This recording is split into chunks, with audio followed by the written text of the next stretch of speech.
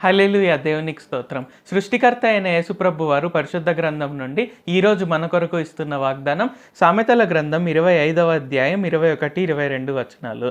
నీ పగవాడు ఆకలిగొనిన ఎడల వానికి భోజనము పెట్టుము, దప్పిగొనిన ఎడల వానికి దాహమిమ్ము. అట్లు చేయుట చేత వాని తల మీద నిప్పులు కుప్పగా పోయెదువు, యెహోవా అందుకు నీకు ప్రతిఫలమిచ్చును. సో ఈరోజు వాగ్దానం కనుక చూసుకున్నట్లయితే ఏంటి, సో మనకు వ్యతిరేకంగా ఉండే మనుషులు అంటే మనం శత్రువులుగా భావించే మనుషులు ఒకవేళ కనుక వారు ఆకలిగొని ఉంటే వానికి ఆహారం ఇమ్ము, ఒకవేళ అతను కానీ ఆమె కానీ వారు దాహం కలిగి ఉంటే దాహం నాకు ఇమ్ము అని యేసుప్రభు వారు తెలియజేస్తున్నారు. సో అలాగ చేయడం వలన ఇక్కడ ఏంటి, నువ్వు అతని తల మీద నిప్పులు కుప్పగా పోయదు అని తెలియజేస్తున్నారు. అందుకు నీకు ప్రతిఫలం ఇచ్చును అని చెప్తున్నారు. ఆయన ప్రతిఫలం ఇస్తాను అని మనకందరికీ తెలియజేస్తున్నారు. సో ఇక్కడ మనలో చాలా మందికి అనుమానం కలగవచ్చు, అదేంటి తల మీద నిప్పులు కుప్పగా పోసేదేంటి అని మనం అనుకోవచ్చు. సో తల మీద నిప్పులు కుప్పగా పోయడం అంటే ఏంటంటే ఇక్కడ ఏంటంటే వారిని శుద్ధీకరించడానికి మనం ఆలోచిస్తున్నట్లు. సో ఇక్కడ ఏంటి, ఆ వ్యక్తికి మనం ఆహారం కానీ మనం దాహం నాకు ఇచ్చినప్పుడు కానీ అంటే నీళ్లు కానీ ఇంకేదైనా తాగడానికి ఇచ్చినప్పుడు కానీ దాని అర్థం ఏంటి, ఒక రకంగా మనం అతని పైన కానీ ఆమె పైన కానీ మనం ప్రేమ చూపిస్తున్నట్లు. సో ఆ వ్యక్తి ఏమనుకుంటారు అప్పుడు, ఓకే చూడండి ఇతను నా శత్రువు అయినా సరే లేకుంటే ఈమె నా శత్రువు అయినా సరే నేను ఆకలిగా ఉన్నప్పుడు నాకు ఆహారం పెట్టారు, నేను దాహంగా ఉన్నప్పుడు నాకు నీళ్లు పోసారు, సో నేను ఈ ప్రేమని నేను అస్సలు ఊహించలేదు అని ఇక్కడ ఏంటి వారు మనం చూపించే దేవుని ప్రేమ గురించి వారు ఆలోచన చేస్తారు.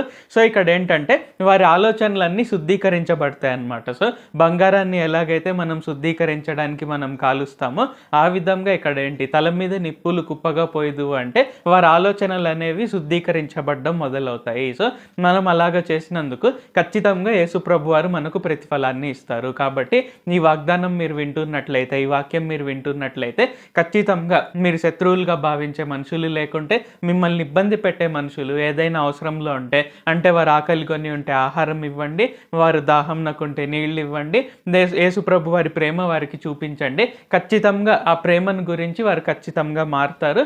అందుని బట్టి యేసుప్రభు వారు మనకు గొప్ప ప్రతిఫలాన్ని గొప్ప రివార్డ్ని కూడా దయచేస్తారు. ప్రార్థించుకుందాం. ప్రభువా దేవా సర్వాధికారి, మాకు ఇంకొకసారి ప్రార్థించుకునేందుకు అవకాశం ఇచ్చినందుకు వందనాలు తండ్రి. మీరు మా కొరకే చేసిన ప్రతి ఒక్క మేలుని బట్టి మీకు వందనాలు, స్తుతులు, స్తోత్రాలు తండ్రి. ఈరోజు వాగ్దానంని బట్టి వందనాలు తండ్రి. మా శత్రువు లేకుంటే మాకు వ్యతిరేకంగా ఉన్న వాళ్ళు ఎవరైనా సరే ఆకలిగొని ఉంటే ఆహారం ఇవ్వాలి, వారు దప్పిగొని ఉంటే నీళ్లు పోయాలి అని మాకు తెలియజేసినందుకు వందనాలు తండ్రి. మేము అలాగ చేసినట్లయితే వారి తల మీద నిప్పులు కుప్పగా పోస్తాము అంటే ఎలాగైతే బంగారాన్ని శుద్ధీకరించడానికి అగ్నిలో కాలుస్తామో అదే విధంగా వారి ఆలోచనలు కూడా శుద్ధీకరించబడతాయి. మేము చూపించిన మీ ప్రేమ వలన, మేము చూపించిన మీ క్షమాపణ వలన, మీ కృప వలన వారి ఆలోచనలు శుద్ధీకరించబడి వారు మిమ్మల్ని ఎరిగి ఉంటారు, మిమ్మల్ని తెలుసుకుంటారు అని మాకు తెలియజేసినందుకు వందనాలు తండ్రి. అందుని బట్టి మాకు కూడా గొప్ప ప్రతిఫలాన్ని ఇస్తాను అని తెలియజేసినందుకు వందనాలు తండ్రి.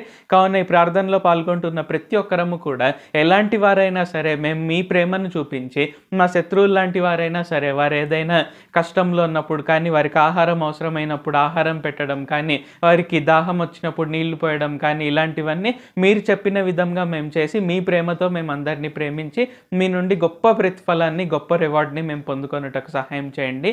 నజరేయుడైన సర్వశక్తి గల యేసుక్రీస్తు నామంలో ప్రార్థిస్తూ ఉన్నాం తండ్రి. ఆమేన్. Thank you Jesus. దేవుడు మిమ్మల్ని ఆశీర్వదించును గాక.